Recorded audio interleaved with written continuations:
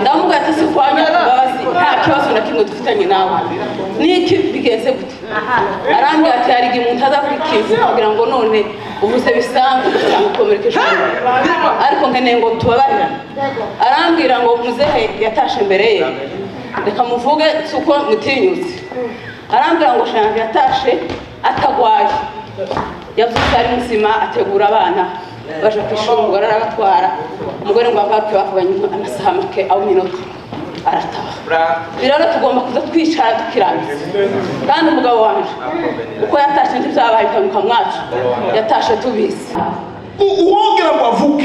If a person can say something, dufite urukumbuzi ba we have mfite urukumbuzi, we have missed each other. And I am very curious to see Jhon, once again. I was sitting and thinking if I could dance with him once again. I thought about words. When we used to leave out what God has said. God said a word. And God has fulfilled. Let us talk. Let us talk what God has said. We talked about 5 resurrections of Christians. If we had not known God, it was going to be very heavy. But we thank God for doing it this way. I thank God because I was there on the last day of Jhon. For those who doesn't know me, Kirihura is my brother. I am the third. Jhon is a very big person to me. I wouldn't know how to tell about him for you to understand. And what shows how big he is, it's how many people are here. There's people who die.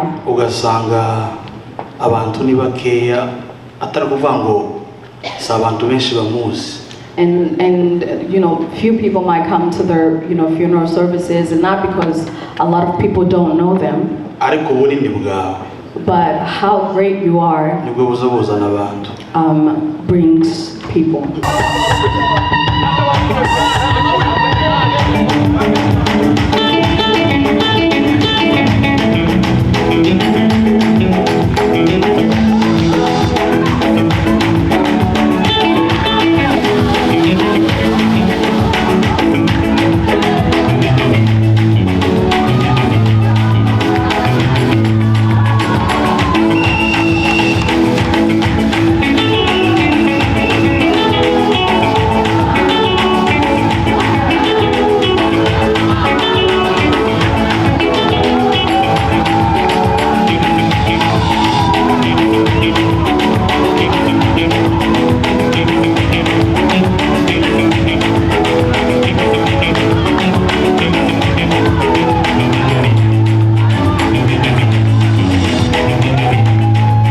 ariko ndasaba ko bakanda subscribe please. Asante. Bayikande kuri Muzige TV generayikanze.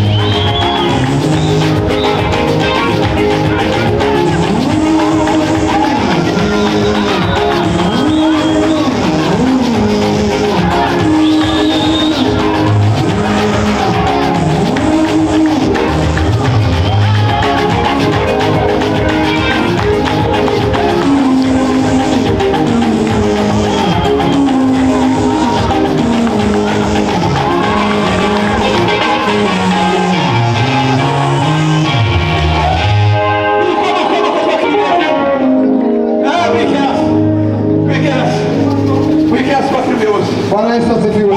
Karibu sana. Ndio.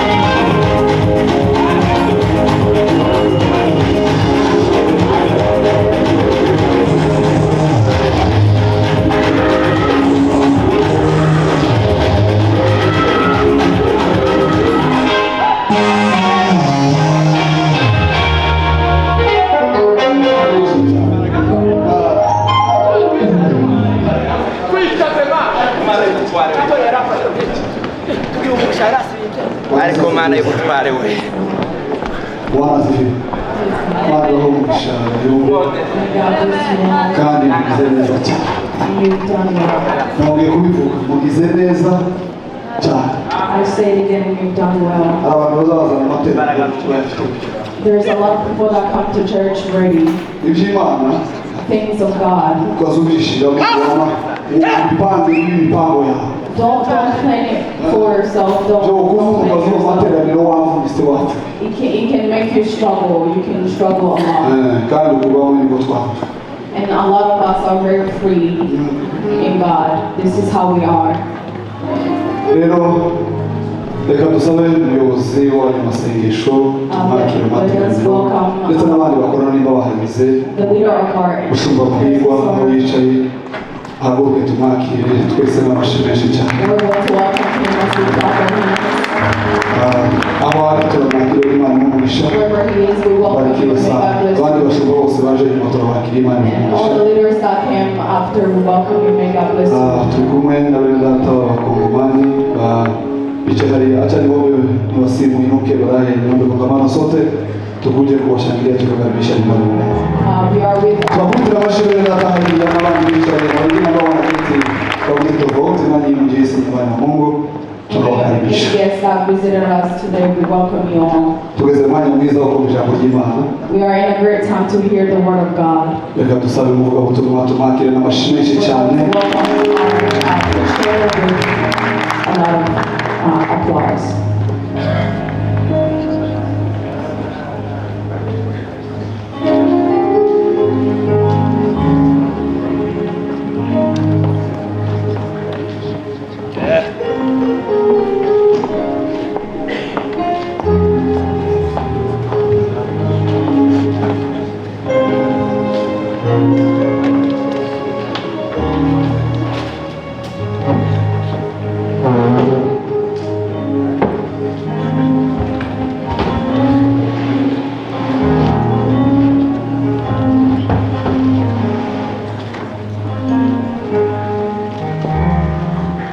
Yes, ashimwe. Praise God. Hallelujah. Soma ijambo ry'Imana. Let us read the word of God. Ijambo kuva mbere Korinto Tesalonike. We're going to read in 1 Thessalonians. Ibice ni bine umurongo w'icumi. It's chapter 4, verse 18. Dore turebe kandi tutitangiriro. We're also going to read in Genesis. Mirongo itatu na karindwi. It's 37, Umurongo wa mirongo itatu na kane. verse 34. Reka saa rero biteguye gufasha gusoma yihuta. They're going to help us read. I'm going to go fast.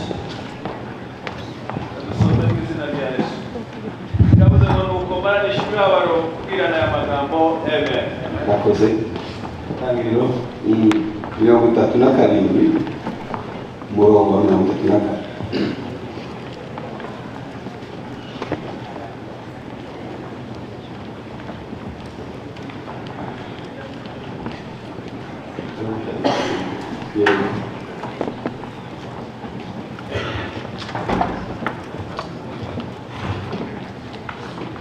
biravuze ngo Yakobo ashishimura imyenda ye akegera ibigunira amara iminsi myinshi ababaye yiraburira umwana we Eva. Komeza. Abahungu be bose n'abakobwa be bose barahaguruka ngo bamumare umubabaro, ariko yanga kumarwa umubabaro ati nzarinda nsanga umwana wanje ikuzimu. Kirira nuko se aramuririra Eva. Amen. Reka duhuze amagambo yombi. We're going to combine these words and we're going to talk about them. These words that Jacob told them and said, it will take away your pains, that you will remain with it, and you will die with it, and you will go in hell with it, and I will go and find my child. And then after, we're going to see how Paul told the Thessalonians. He told them that release your pains by telling each other these words. And that is where, in the short time that I was given. Amen. Amen. We thank God who's led us to arrive here safely. It is not a miracle to come to a funeral and lose people on our way. To come here, all of us, safely. May God be praised for leading us here. May God be praised for leading people from this community. We continue to comfort the family of our brother Jhon. And our brother and the whole entire family of Jhon, we comfort you. And the whole church, we comfort you. And so we are going to talk for a short time. Hallelujah. Hallelujah. Hallelujah. Hallelujah. Hallelujah. So we find these words. These words that Jacob said. And is it Jacob or James? It says that let us help each other in pain using these words.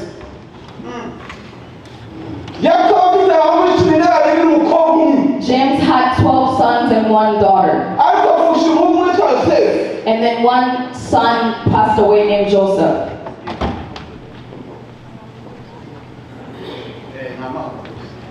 And then when Joseph passed, that death was very surprising. That death was very not understanding. And Joseph was very well when he passed. But when he came back alive, the clothing of Joseph was the one that came back. And then when he came back, they said, look, the animals have in him, look at his clothes. And then the father looked at it and said, truly it is his clothes, but he's dead. Joseph is no longer there. And then his father looked at him and started crying. And then his children came, his daughters and sons. And then he said, Father, please be comforted. It has happened. Look, our father has died. Your father Isaac has passed. Certain person has lost. Be comforted. James said, say good things to me. There's no words that you can tell me that can release my pain, that I might forget my child Joseph. There's no words that can comfort me. There's nothing that can relieve my sadness. In the Old Testament, what was the reason why they could not relieve their pain? It It is because their faith n'ibyishimo byabo and their joy no kwizera kwabo and their belief byabereye ikuzimu was based in hell, byabereye ikuzimu what can reach hell. iyo baravuga ngo nzajya gucunguza wanjye n'amaso atayunze Job said, I will look at my Savior with the eyes azahagara ku isi murebe n'amaso yanjye azahagara ku isi murebe n'amaso yanjye that I'm going to stand on the earth and look at him with my own eyes. ariko baravuga ngo icyo gihe But Job said that at that time, wanjye nabaze kera kubura that my body has already rotten.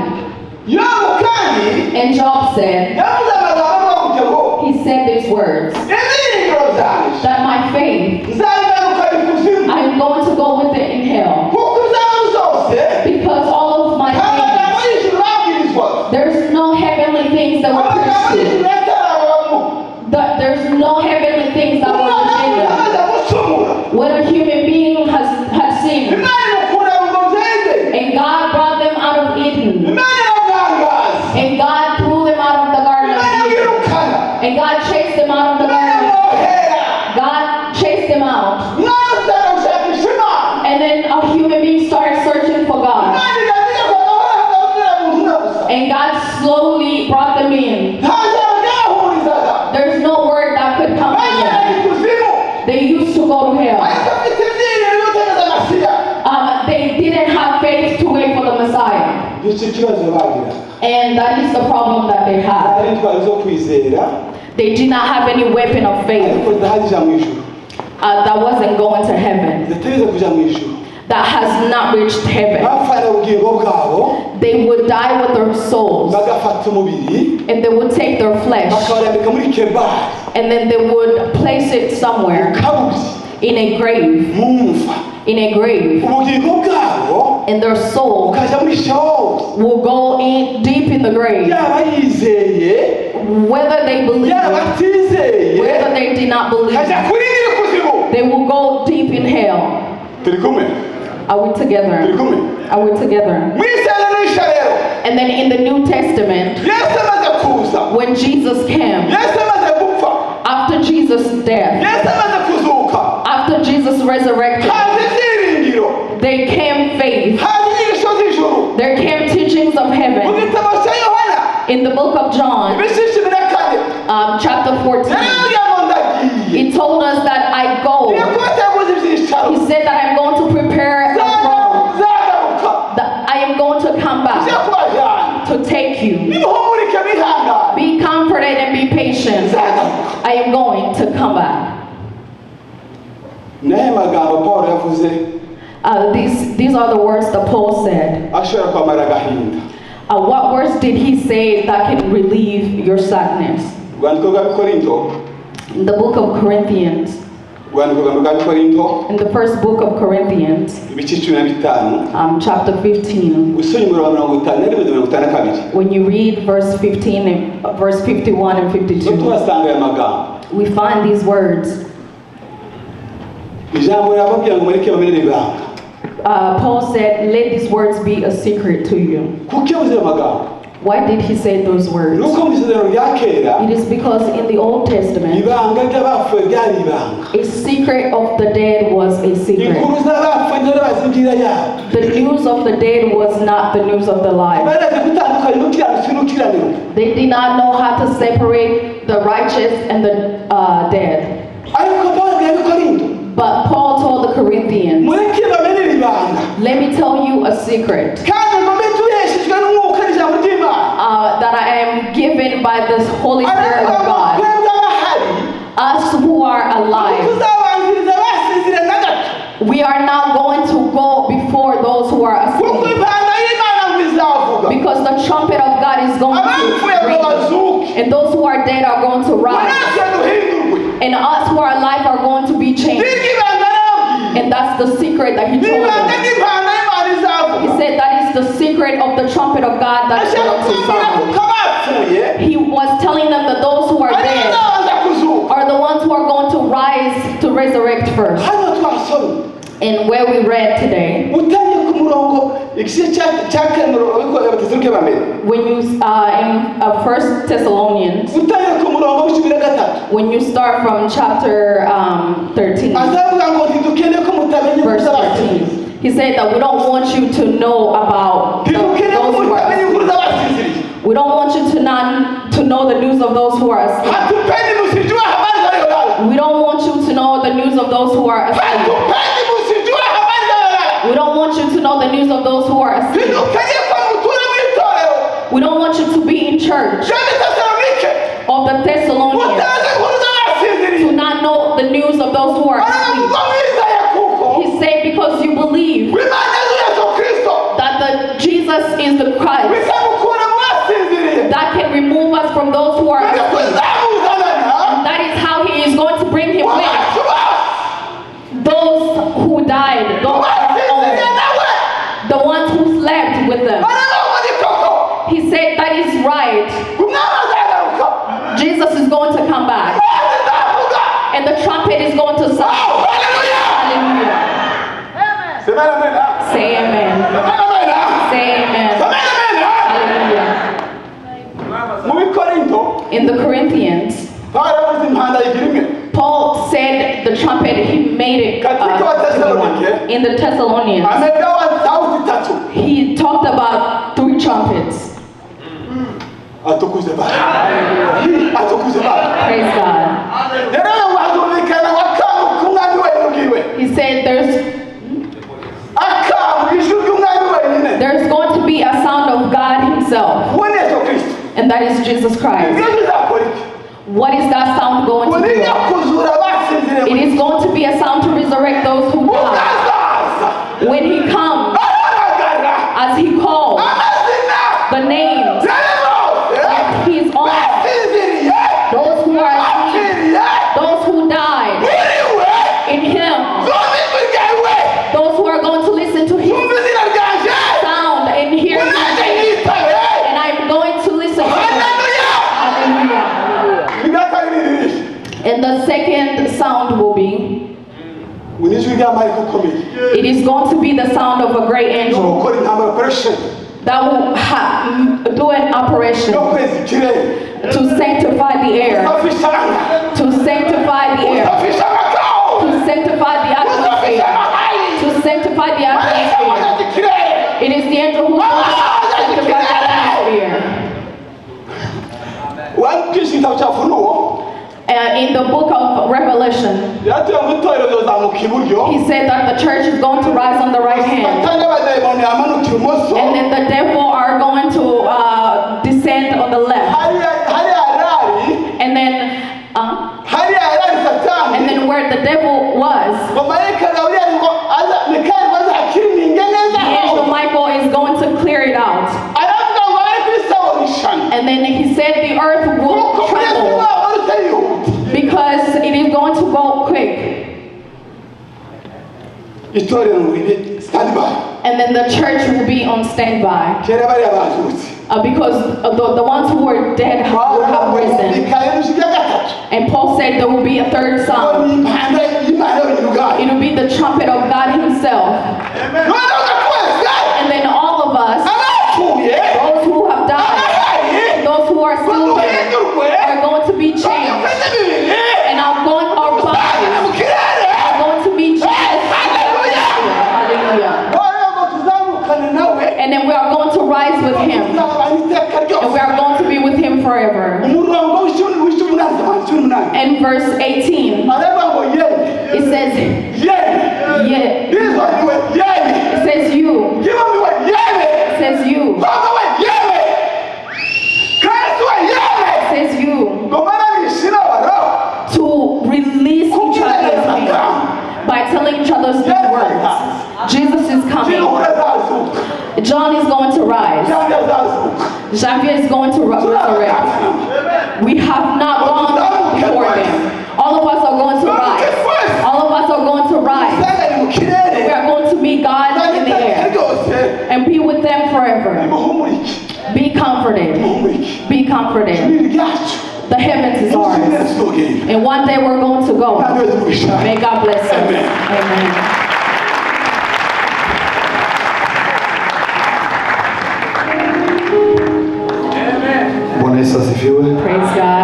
reka sabe iteraniro twese twongera amashijambo Let ry'Imana. me ask the church to please talk for the word of God. Imana umugisha umukozi wayo. May God bless the servant of God. Twakiriye Madame Kirihura Jhon We welcome Kirihura Jhon's wife n'abana, and their children. mwegere n'Imana ibahe umugisha Please welcome and may God bless you kandi mukomeze guhumurika. and continue to be comforted. Twegereje mzee papa we na mama we, And we welcome their parents. namwe turavuze ngo ni pole And we say, may condolences to you. kandi mukomeze kwihangana. And may you continue to be comforted. Turiyegereza abandi bose bazananye inyuma, And we welcome everyone who came after you. namwe mwese turavuze ngo ni pole And we say condolences to you as well. kandi Imana ikomeze kubafasha mwihangana. And may God continue to help you. Twegereje n'abandi baje nyuma bose bo barimo bashumba abakozi b'Imana And we welcome anyone, pastors who came, who just got here. n'abakristo batandukanye, And any Christian members who just got here. mwese turavuze ngo mwegere n'Imana ibahe umugisha. We say welcome and may God bless you. Tugeze mu mwanya mwiza wo kumva buhamya We are in a great time to hear testimonies nk'itorero. as a church. Kadusaba umushumba tambuka za tugeze buhamya. We're going to welcome our pastor to give his testimony.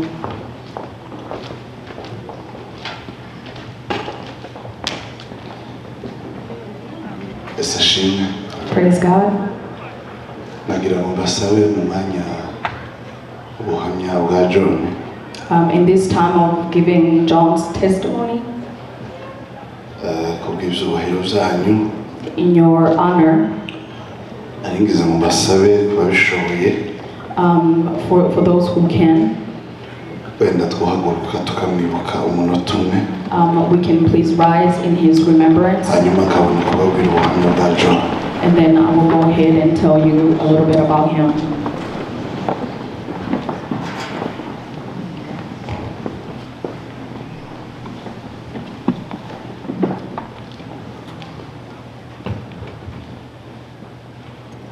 murakoze cyane. Thank you. You may be seated.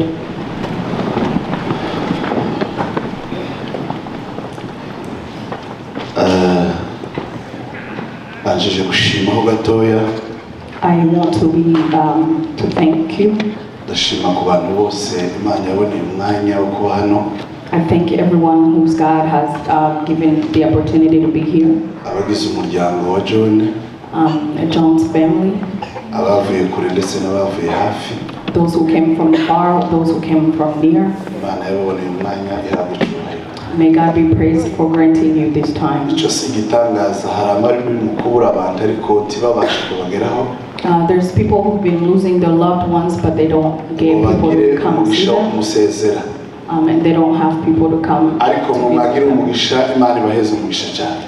But those who have the time to see those who lose people, may God bless you. ndashima umuryango w'abayumbe muri rusange, I thank the family of the Bwanyuma community, mwese ab'Imana yaboneye umwanya, those that God has granted at the time. kuva umunsi twabuze umuntu wa mbere ari Janvier Since the day we lost the first person, Janvier, kugeza tugeze ku wa kabiri Jhon, until Tuesday when we lost Jhon, twabonye imbaraga zanyu, we saw your strength, twabonye urukundo rwanyu, we saw your love, tuzahora tubana nawe and we are going to continue to be with kandi you. dukomeje kubana nawe And we are going to continue to be with kuko you mwakoze ikintu gikomeye cyane. because you've done something very Imana powerful. ibaheze umugisha. May God bless you. abashumba muri rusange bose baje, And all the pastors who are here, Imana ibaheze umugisha. may God bless you. amakuru ya Jhon The story of Jhon, reka muvugeho bukeya I am going to talk about him briefly kuko ntabwo nabirangiza, because I cannot finish it. ndabahezaho gatoya gusa. I'm going to just talk about him briefly. iyo waza kuboneka umwanya, If we had enough time, twari guhaguruka twese nk'itorero tukamwibuka muri ubwo buryo all of us as a church would have stood up and said ariko kubera something. akanya reka mbivuge gutyo. But because of time, I'm going to be the only one. Jhon Kirihura Jhon Kirihura, ubusanzwe yari inshuti, he was a friend. kandi inshuti y'umwihariko. He was a special friend. Imana yari yaramumpaye nk'inshuti. God had given him to me as a friend. Jhon twamenyanye mu gihugu cy'u Burundi I knew Jhon from the country of Burundi. tubana ahantu hitwa imuyinga igasobwe mu nkambi.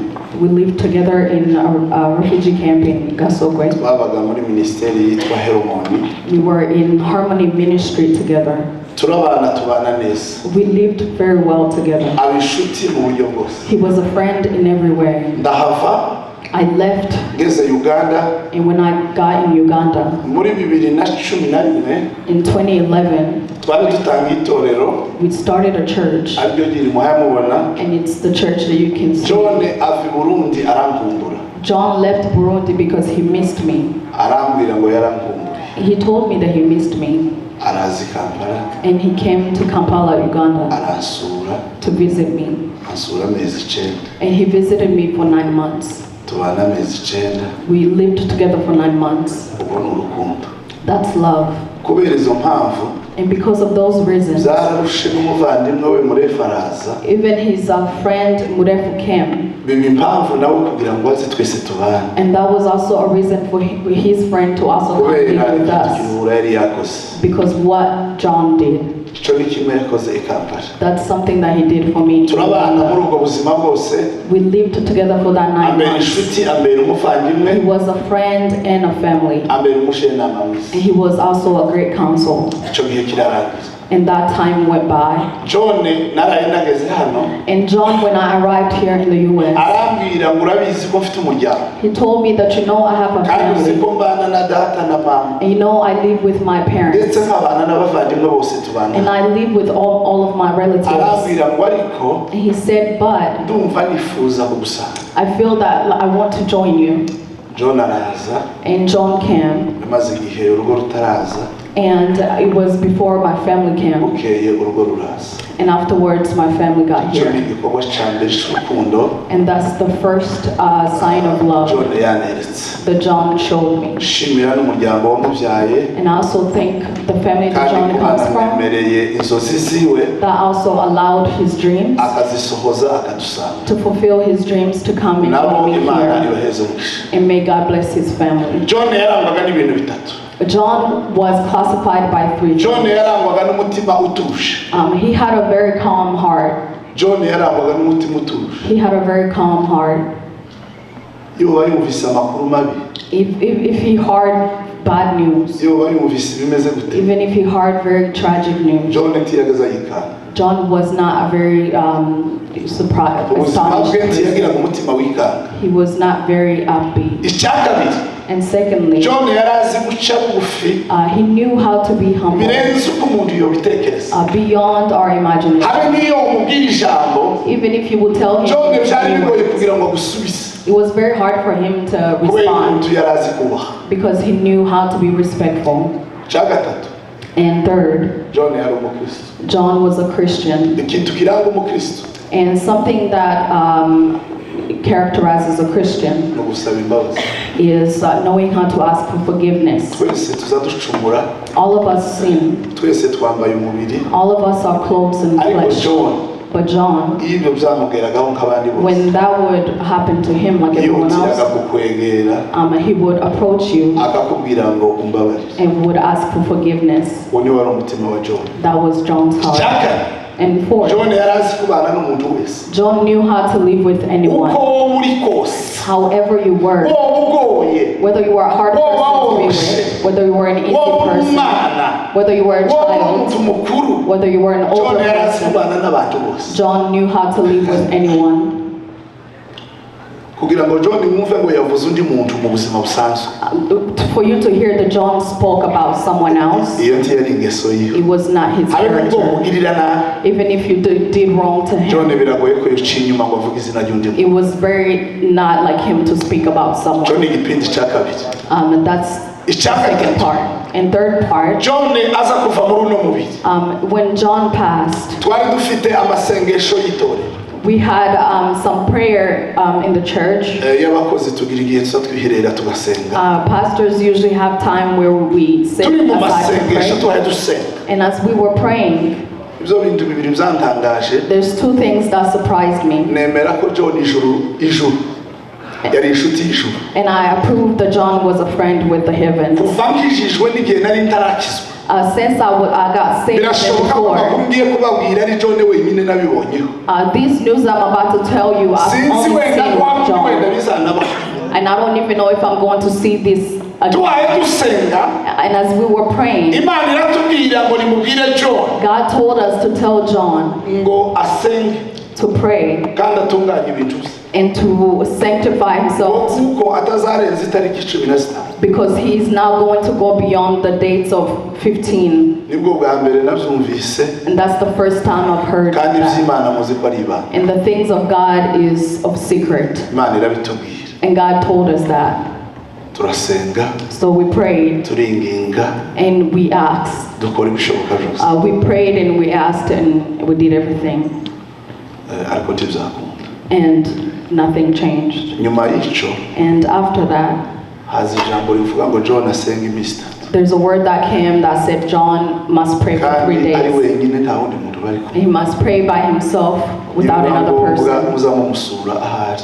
And if it's possible, just visit him where he is. Jhon yarabikoze, Jhon prayed for 3 days. asenga iminsi 3, He prayed for 3 days arayisoza. and he finished his Nyuma yo kuyisoza, time. And then after ending his byakurikiyeho praying, n'ibyo mu rugo wenda madamu niwe ubizi. and then what came next, his wife knows. Ariko ndashima Imana. But I thank God.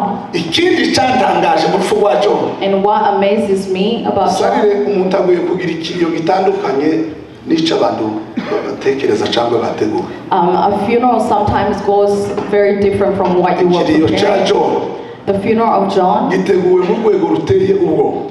has been prepared in a level that is very Ikiriyo umuntu scary. wese yokwifuza kugira ngo icyo kiriyo nawe kizamubeho. A funeral that you also might wish for yourself. Ni ikiriyo umuryango utari kubasha gutumira aba bantu It is a funeral that the family could ngo abantu not babitabe invite uko bangana.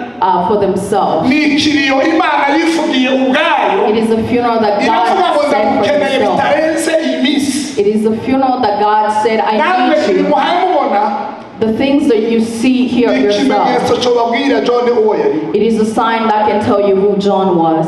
Muhumurike rero. So be comforted. Nta mubabaro. There's no Turi mu sadness. giterane cyo gushima Imana. We are in a conference to Kuko thank Imana God. yatekereje Jhon Because iramuhamagara. God thought about Jhon and called him. N'ubu aricaye mu bwami And bw'Imana. now he's sitting at the wisdom of God. So we are comforted as a Turahumuritse church. nk'umuhana. We are very comforted as a Twese community. turakomeye kuko And we are very strong nta kimana because yaduhishe ku buzima bwacu. there's nothing that God Imana hates. ibaheze umugisha May God kandi bless you. mukomere mwihanganye. And be Mu comforted buryo and be bw'umutima patient. bw'imirimo yo mu ikanisa And in the works of the church that Jhon was doing, abakristo bo bivuga kuko Jhon yari inshuti ya buri wese.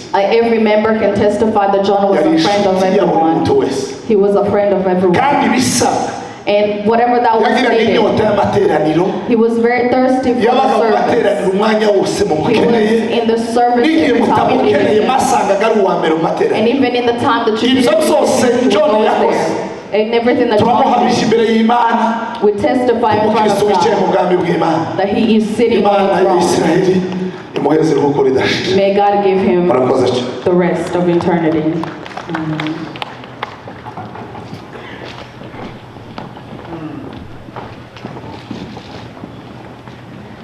Bwana Yesu asifiwe. Praise God. Mushumba arakoze cyane, Imana imuhe umugisha. May God bless the pastor.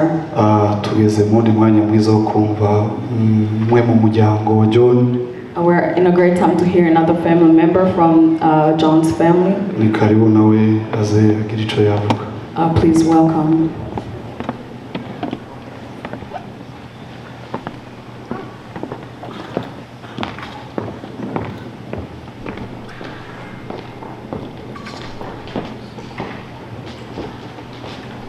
Yesu ashimwe. Praise God. Duhagaze hano kubw'umunsi mukuru wa Jhon. We stand here on a great day of Jhon. Ntabwo zoroshe, biraremereye. It's not easy, it's very heavy. Ariko kubera ubushake bw'Imana But because it is the will of God, biroroha. it's easy. Iyo tuza kuba tutaramenye Imana If we had not known God, byari gukomera cyane.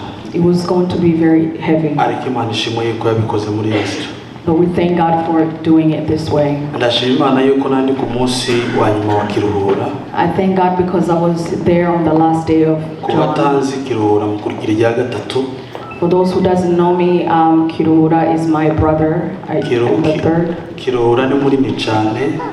Jhon is a very big person to me. Ku buryo ndobona uko nakuvuga uwo nyine ngo bizumvikane. I wouldn't know how to tell about him for you to understand. Ikigaragaza ko ari munini. And what shows how big he is? Ni abantu bari hano.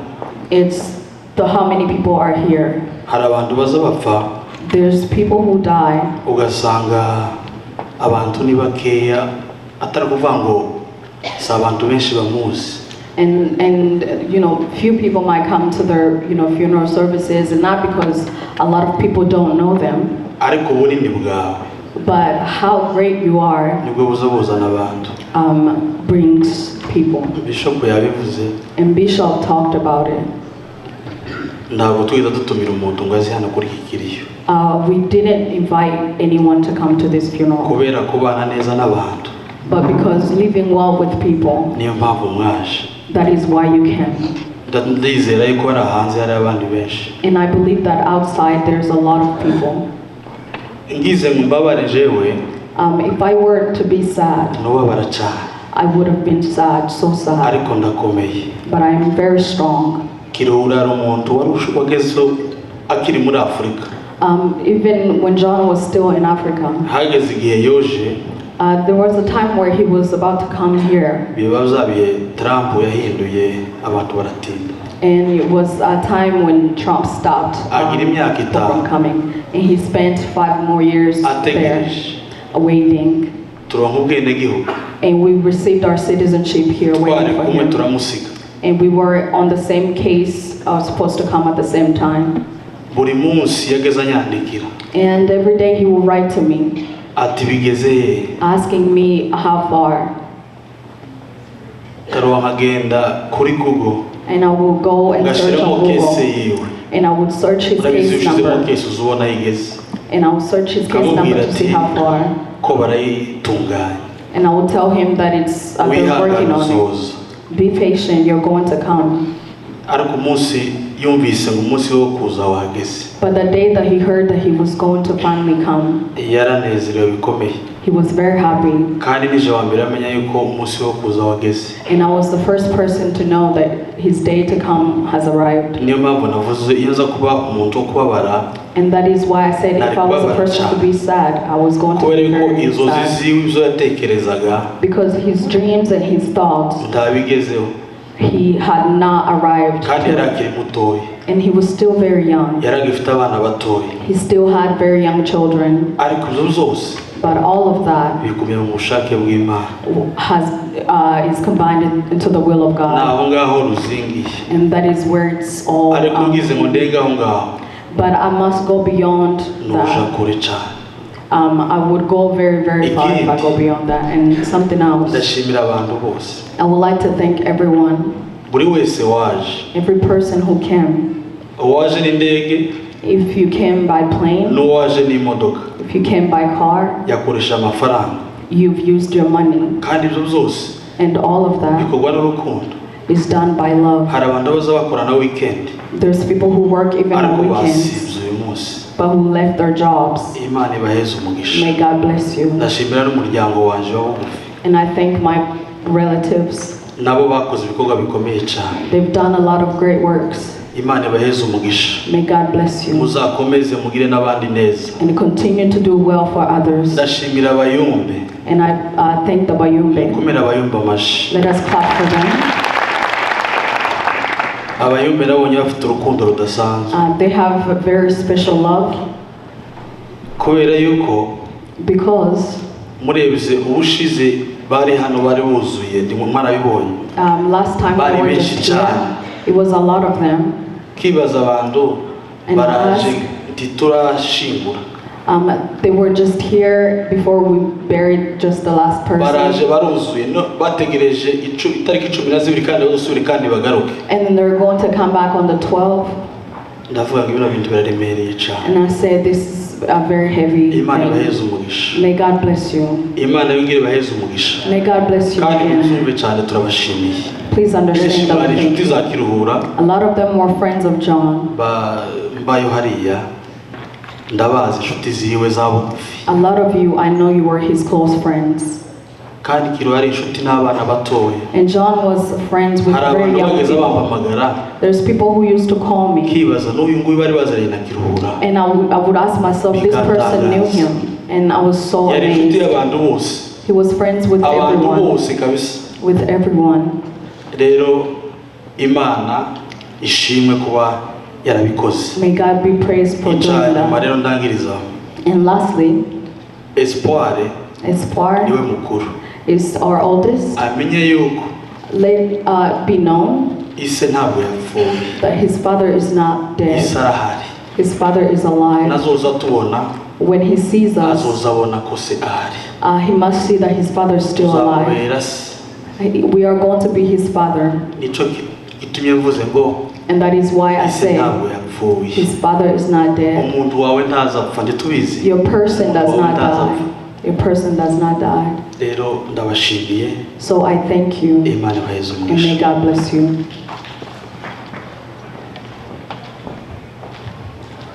Arakoze cyane mushimenshi. Thank you so much. Katwegereze mushumba nawe azavugeho mutamike. We're going to welcome our pastor to come and say kubera kuko Jhon yari umuntu munini. Because Jhon was a very great person. Yabanye n'abantu batandukanye. He's lived with a lot of people.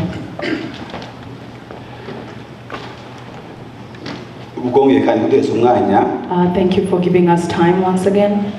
I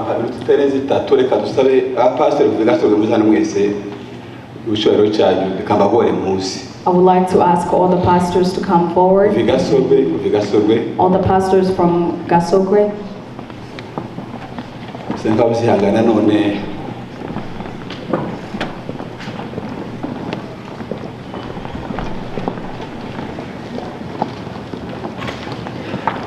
ndaza guheza pasiteri Gahungu Alex nuza kuvuga ushuhuda Jhon. I'll give my pastor to give a testimony about Jhon. Naje niwe senior mu kazi ni wantoje. He is my senior in this work. He taught me. Kamese batangiye mu bwoko bwacu kuba pastor Gasogwe. And then he's the one who started being a pastor in Gasogwe. Jhon twabanye imyaka 12 mushumbye mu itorero. I was the pastor of Jhon for 12 years. Mwigisha theology imyaka 3. I taught him theology for 3 years. Usengera kuvuga butumwa. I prayed for him for evangelism. Twana muri ministeri ya Ushindi. And we were in the same ministry. Dukorera Kiyumbe. And we worked together in the Kiyumbe. In harmony. There's a lot of things that we worked together. I cannot really emphasize. When I say Pastor Rutiganda is me, I'm going to give my elder to say. Thank you, Pastor. I thought I was very young, but I am great. Compared to Pastor Damier and Bishop here.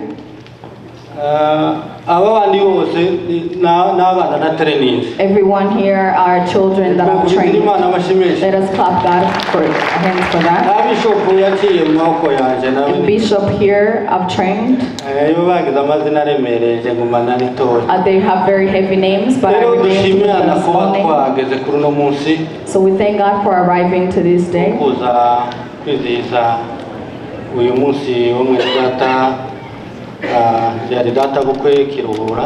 To come to celebrate the day of Jhon. A person is a grand.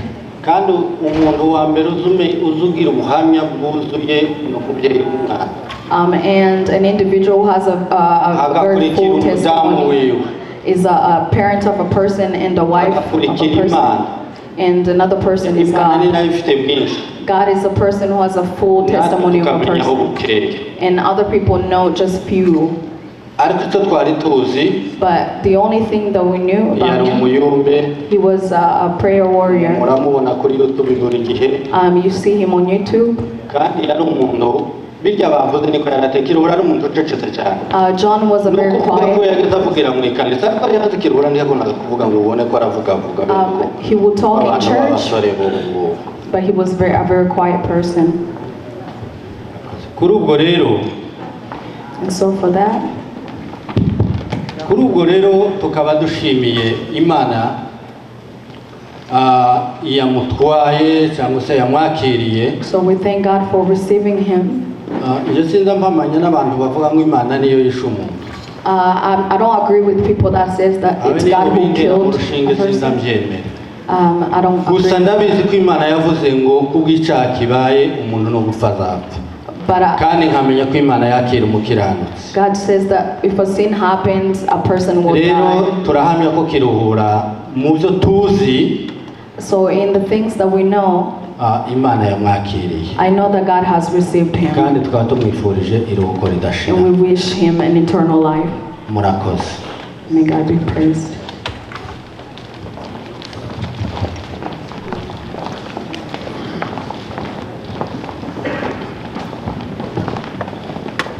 barakoze abashumba.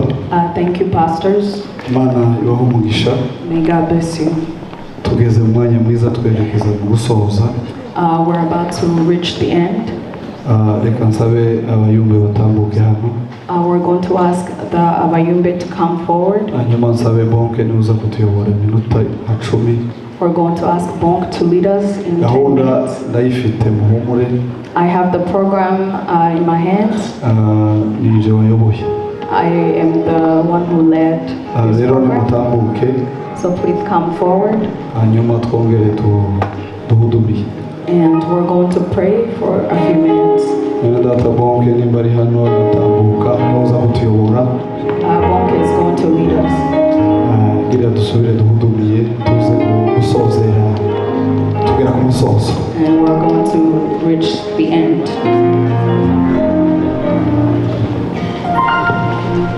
Tuzabona batubanjirije iyo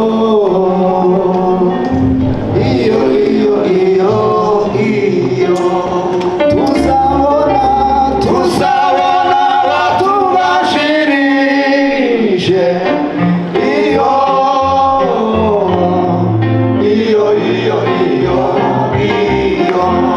tuzabona batubanjirije iyo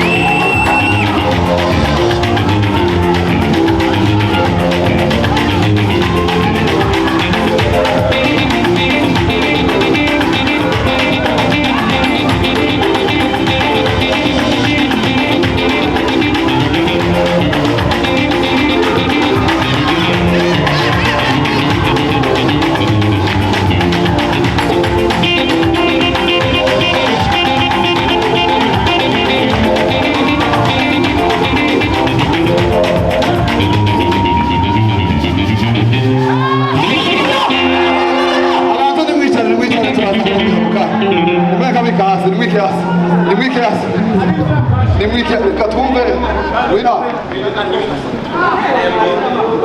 waneza sifiwe noneho twumvikane tuko turasoza reka twumve Nyatutsi wenyine waneza sifiwe nimba tanga haleluya nimba avuga ngo dusubize turamaturuka haleluya.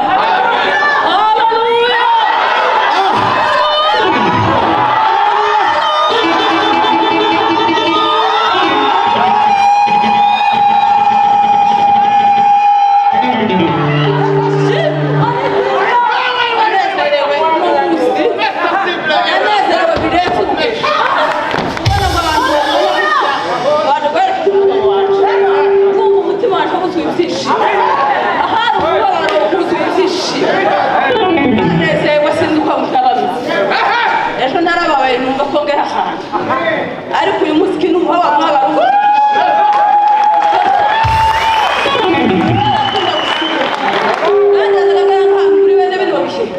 yasaga aririmba cyane kandi agasirimba mugabo ataragira amagambo make hanze ariko mu ikanisa yasaga agara mu ikanisa akavuga ukumva karufu rero tugomba gutaramira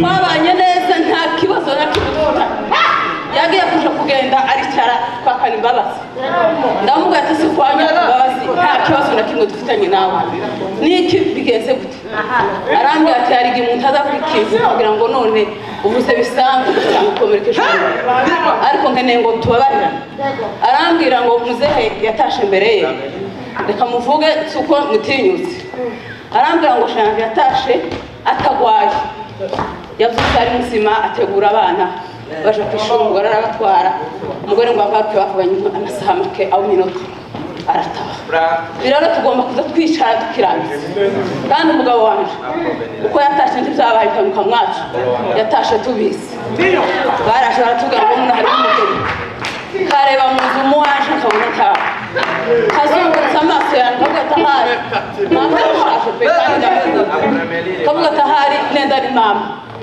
ariko siko byagenze umugabo wanje aritunganya kuja kugenda kuko reverend Avuze wacu bishopo yakoze iminsi 3 y'amafungo yayikoze hari cyumweru arambwira ngo jewe ndasengera kwa Rugaje muri basement ndamuge murazi ibintu bino bihe hari igihe bagweza shift tukazwana n'icumweru akanga ati jewe igize iminsi ndasenga rero uko ugize uyu mwanya ukabona umwanya kuja gusenga mwana tuje mu matera bisa n'umubangamiye ndamuga ati sikwemera kuja kwirwa muri basement wenyine mwana tuje mu materaniro dusenga ugisige utasenga ngo yumve ko mubangamira arambwira ati kangende amasaha y'amutera nagera turahura mu kanisa ndamuga ati sawa ntakibazo saa 8 ngo sigere ndamuhamagara arambwira ati zahindutse turabonye ko ngombwa kwirwamo yiriwemo iminsi 3 naho ntazi ikiri umutima w'umugabo wanjye yiriwemo iminsi 3 ndabizi ko yitunganyije kandi naje nizeye ko umugabo wanjye muganga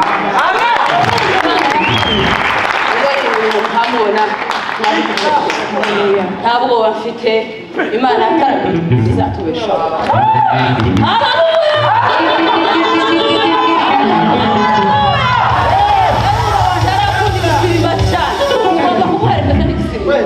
cyane pe ubwaje naringira hari reka mbivuge naringira amasengesho make ariko nabona umugabo wanje karasenga bavuga ati amasengesho y'umugabo wanje azadukomeza kandi azadukomeza n'ubunini ntabwo bafite amasengesho y'umugabo wanje bitaramo yataranyite bizatubesha abana bazabera ku musengesho kandi hamwe n'Imana tacu tuzaba rero mushire mwisirimba waneza sifyosa arakoze ikicara gifite akamaro kenshi guhaguruka akavuga reka dusabe espoir atambuke tugiye guhudumira na espoir umuhungu wa Jhon hanyuma reka duheze askofu mushumba hano baravuze ngo baravuga buke kugira ngo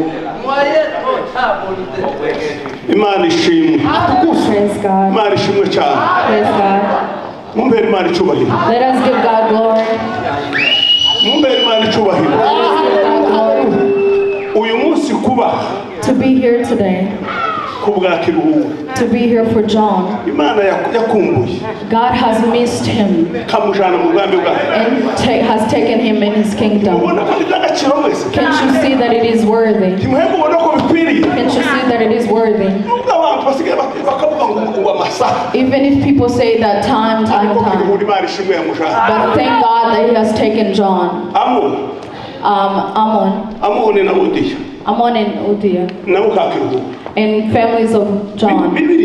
The Bible says,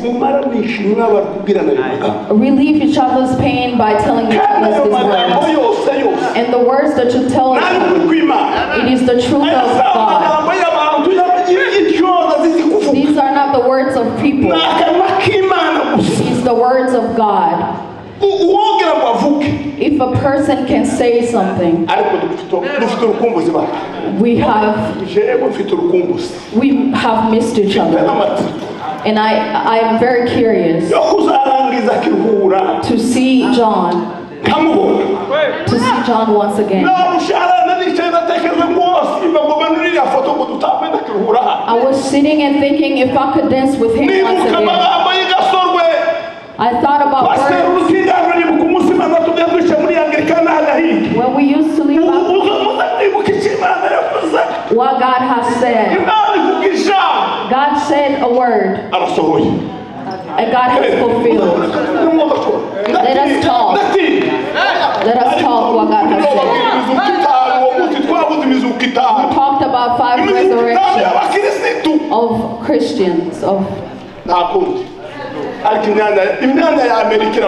the time of America is very difficult. The time of America is very difficult. Jhon is not dead. He is not dead. We are sitting with him. We are sitting with him. We are sitting with him. The whole church is with him. God bless you.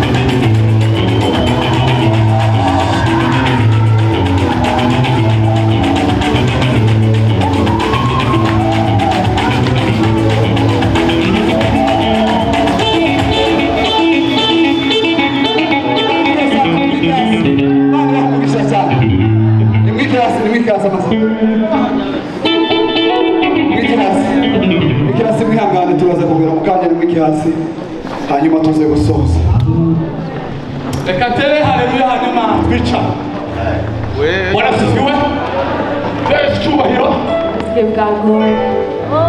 Yesu cyubahiro Let's give God glory. inama y'ikiriyo n'ibyishimo muri bimwe Kirihura yagiraga yageza yitokeza amateraniro tugomba kwitokeza tugakora ivyo yageza akora kubera ko mu materaniro niho yageza bikore kandi Kirihura yakundaga kubyina tugomba kubyina bakaza bumva ibintu kibiraduka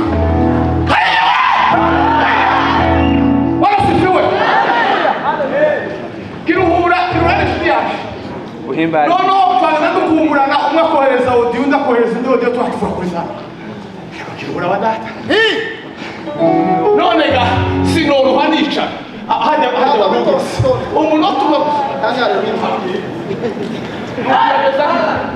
tuvuge ngo amen tuvuge ngo amen abe n'abafite imishinya muzamura amaboko asigaho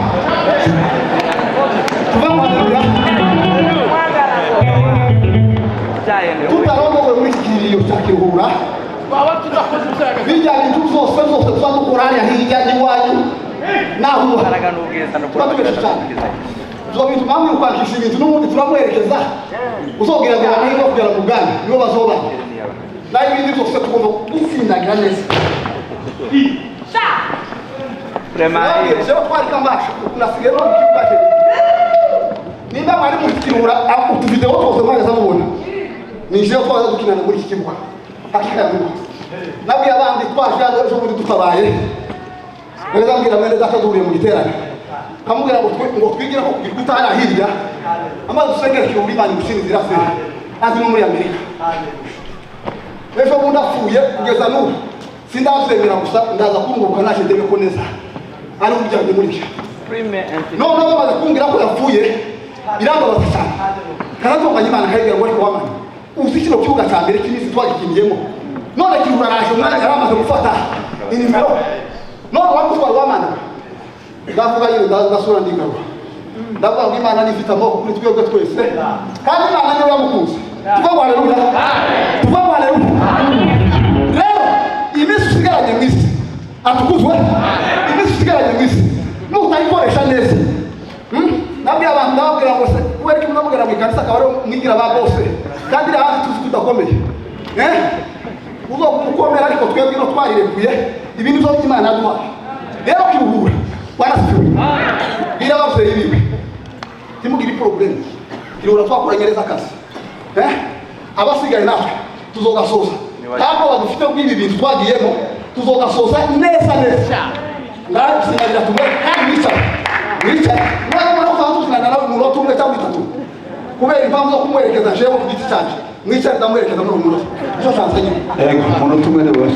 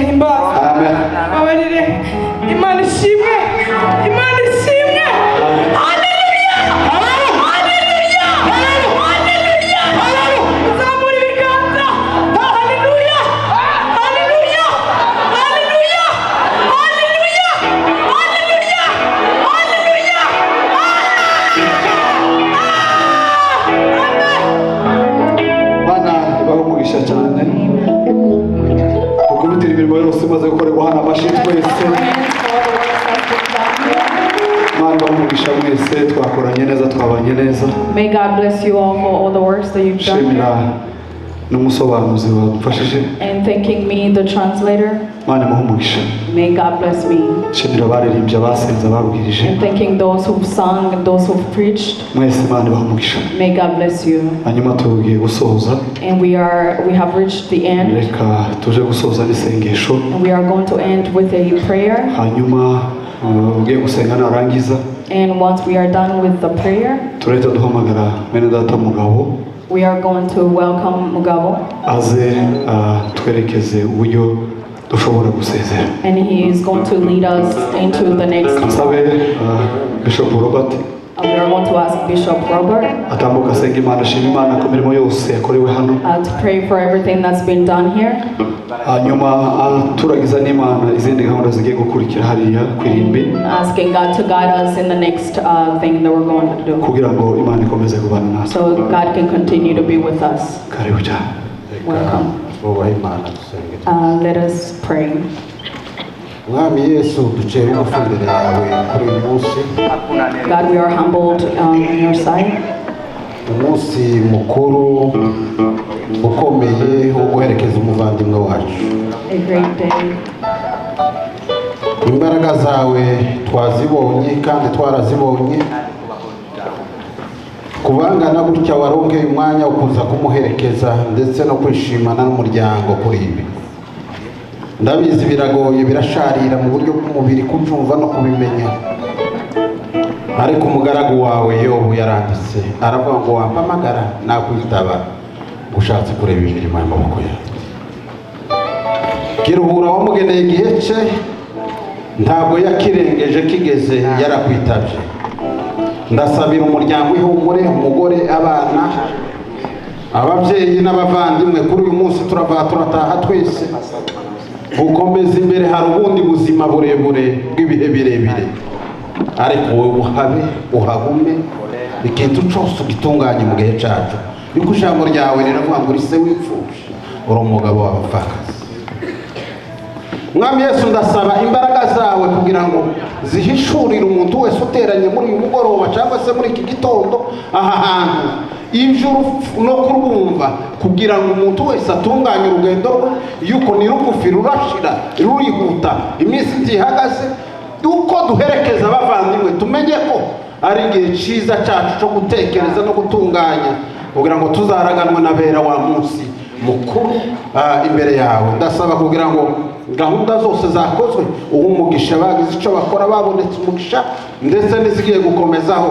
Ndasaba kugira ngo utuyobore gahunda zose abaza kuzikora batuyobora aho tugiye kuja, byose bikorwe muri discipline y'ijuru. Imbaraga zose zitakuvuyeho zizana zaho abana b'Imana bahuriye, izo ndazifunze mu izina rya Yesu. Ngo harushirizeho kugaragara Kristo ari uvugwa, ari umenyekana, ari abantu bagira mu mitima kandi ari wo batahana mu miryango yabo. Yuko izina ryawe nagaheta rirahebuje, ntawe urigomera ntawe urirwanya. Uhabwe icyubahiro none n'ibihe bidashira. Tugize amahirwe yo kuba kuri uyu munsi w'umuvandimwe, tuguhaye icyubahiro Mwami, ni mu izina rya Yesu, amen.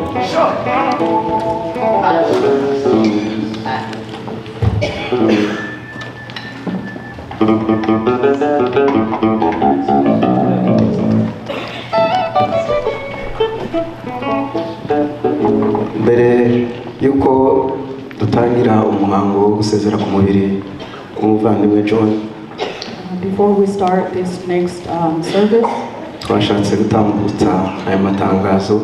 We would like to pass this announcement. Nidutangira umuhango wo gusezera, turasaba abantu bari hariya barashobora gukingura n'uriya muryango uri hariya gusohokera hano cyangwa hariya. When we start, we would like to ask people on that side of the door, please open those doors and you can pass through that side. Turaza gutangira n'abantu bari inyuma. And we're going to start with people who are sitting in the back. Muraza mutambuka hano imbere. And you're going to come in front. Mukomeza musohoka. And you're going to continue. Turaza gutangira n'abantu bari inyuma, abantu bose. We're going to start from the back and come in front to view. Hanyuma abapasteri baraza gukurikiraho And then the pastors are going to follow. hanyuma umuryango wa Jhon uza guherukira. And the family or the relatives of Jhon are going to go last. Rero abapasiteri n'umuryango wa Jhon murakomeza mwicare. The pastors and the relatives of Jhon are going to view last. Hanyuma abantu bashaka adresse bafite zino brochure. So if you have the brochure, it has the address. Kuri page ya nyuma hariho adresse yo kwirimbi no kuri salle.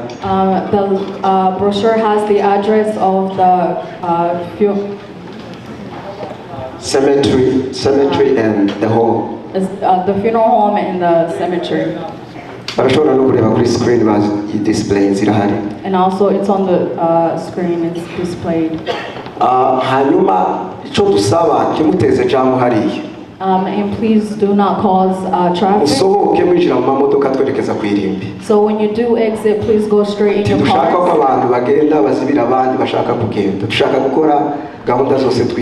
So we would like to do everything very quickly and safely.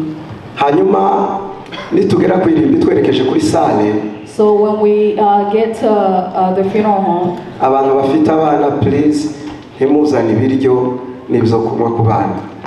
so please don't bring any food or drinks there. The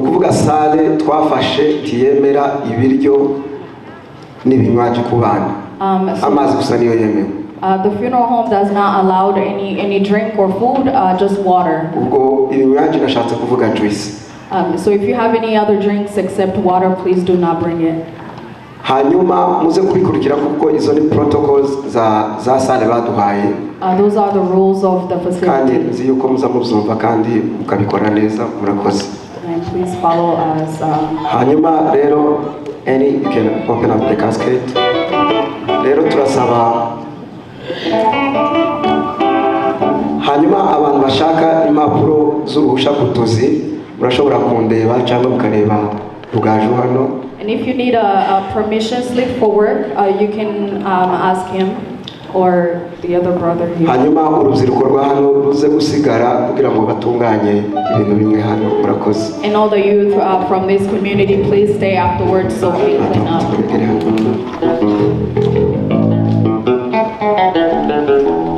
Hanyuma hari abantu bamwe batazanye amamodoka, please tugerageze gufashanye abantu batanga amarayidi. And there's people who didn't bring cars, so please be available to offer a ride to those who don't have a ride. Rero reka dusaba abantu kubera ko turacariya turatangizanya n'abari abantu bari inyuma cyane. Reka dusabe abantu bari hariya batanga inzira dukomeze tugenda gutya. Bari abantu bose bahagaze bari inyuma dutambuke dukurikirana. So we can start from here and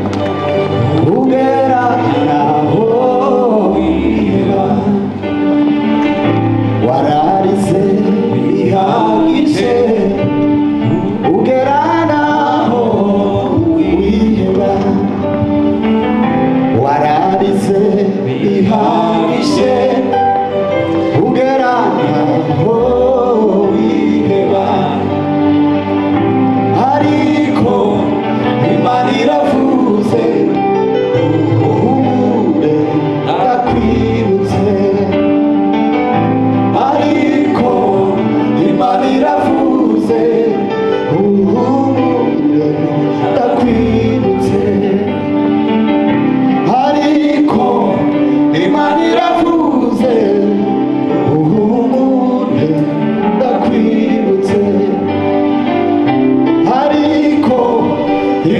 iravuze uhumure akwibutse ariko Imana iravuze uhumure akwibutse